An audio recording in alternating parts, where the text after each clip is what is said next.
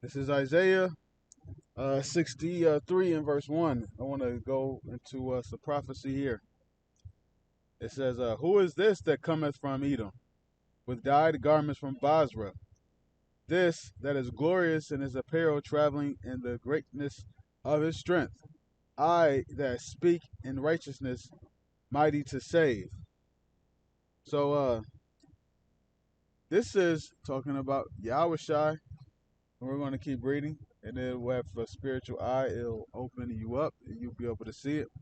Verse 2, Wherefore art thou red in thine apparel, and thine garments like him that treadeth in the wine fat? Because you stomp on wines, you get the blood of the grapes, and it stains your garment. He's going to be killing so much, his garment is going to be stained with blood of basically of people, but doesn't necessarily mean that his physical garments are going to be, meaning he's going to do a lot of killing, and it's going to be apparent that he did it.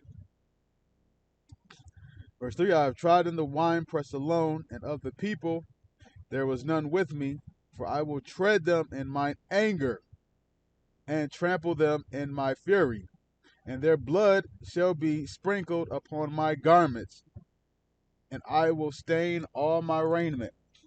This doesn't sound like a sweet white baby Jesus that goes around loving everybody, everything.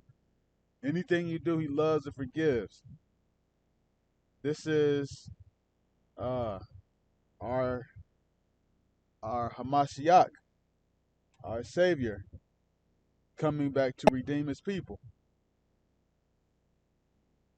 as he did with just as he did with Solomon, where he went off and worshipped idols of the other nations, and therefore brought about the split and 10 tribes being given to Jeroboam. Well, he's uniting the tribes back together, and with uniting the tribes back together, what he's doing is he's he's recompensing us, uh Slakia. He's he's basically revenging us uh from all of the crafty counsels from other nations and everything that they've done. So he's paying us back. We are the bride, he's the bridegroom, and he's come back to save. The shepherd is coming back to defend his sheep. The sheep being us. Verse 4, For the day of vengeance is in mine heart, and the year of my redeemed is come. Yeah, so the day of vengeance, meaning he want get back, he wants payback. Touching the Most High, anointed, the apple of his eye, coming against Israel for those who pierced him. Yeah, he wants revenge for all that. And imagine you have you seeing all this stuff. You got all this pent up rage and anger, and you watching it, and you just can't wait to get some payback. That's what's going on. So there's a lot of things that these other nations got to pay back for. They've you know uh, helped bring down the nation of Israel. They furthered the affliction. You know, they called us bywords, and I'm sure any man who if somebody were to mess with your wife, pick on your wife, slap your wife, rape your wife, all this other type of stuff, you're gonna want vengeance. And it's the same thing. We are pursuant to Jeremiah 6:2, likened unto a comely delicate woman, we are the wife of Yahweh Shai. We're those virgins. Yahweh, Lord willing, we are a part of that fold, but those virgins are those who didn't follow after other gods.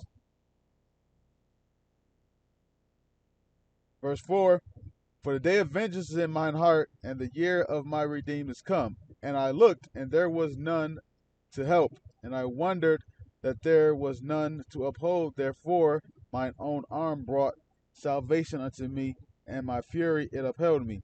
And I will tread down the people in mine anger, and make them drunk in my fury. And I will bring down their strength to the earth. Because the according to Bible prophecy, the last ones, uh, Second Ezra chapter 6, uh, around between like the first and like 10th verses. But Jacob's hand held Esau's when Esau was coming out of the womb, and we understand that that means Esau is the end of the world, and Jacob is it that follows, meaning we got next, we got rulership next, and these other nations, they don't like it necessarily, and so they're going to be these other nations, specifically Esau, is going to be taken out of power. And these other nations, they're not going to be the other nations. They think they got next. You don't got next. You got next slavery, next to pick some cotton or whatever. Or other members of the elect or other Israelites, because other Israelites will have slaves to tell y'all to do. So they don't have next. So jumping over here, this is Isaiah 65 and verse 12. It says, therefore will I number you to the sword, and ye shall all bow down to the slaughter. Because when I called, ye did not answer. When I spake, ye did not hear, but did evil before mine eyes, and did choose that wherein I delighted not. So you have there's calling out.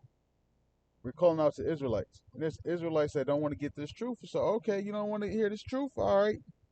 I got you. That's what's going on. I read it from the top again. Therefore will I number you to the sword, and ye shall all bow down to the slaughter. Because when I called, ye did not answer. You were bidding to the marriage, and you didn't want to come to the marriage. You didn't want to answer. All right, I got you. That's a offense to a king. A king asks you to come and you don't come. That's a heavy offense. People think in today's term, oh, I got the right and democracy and all that. No, a king could kill you on the strength of you just simply disrespecting them. Just say something out of pocket.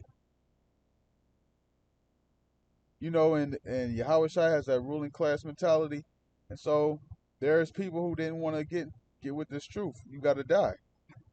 You're going to be part of that ethnic cleansing.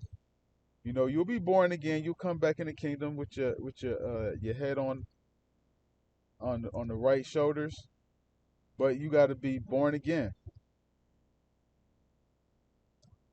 Verse 13, Isaiah 65 and 13. Therefore, thus saith Yahweh God, behold, my servant shall eat, but ye shall be hungry. Behold, my servant shall drink, but ye shall be thirsty.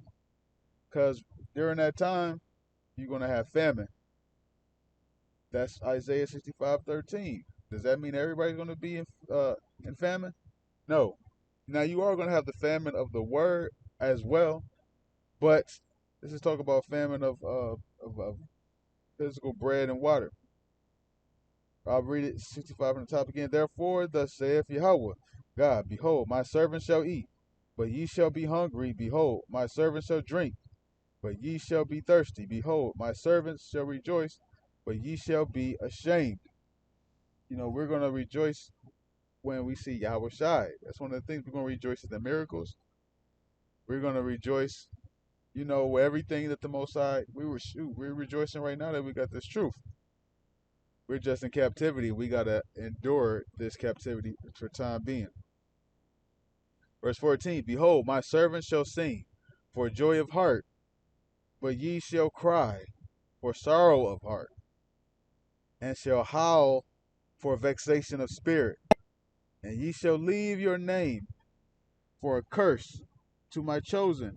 For Yahweh Elohim shall slay thee, and call his servants by another name.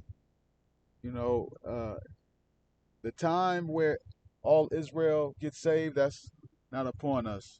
You know, you're gonna have to go through a great ethnic cleansing, and Israelites gonna have to die. Hey, that might be your mom, your dad, or both. So just prepare. On that note, I want to give all praises and glory to Yahweh Bashem Yahweh Shai, Bashem Kakodash, double honors to elders GMS well. Peace, salutations, and shalom.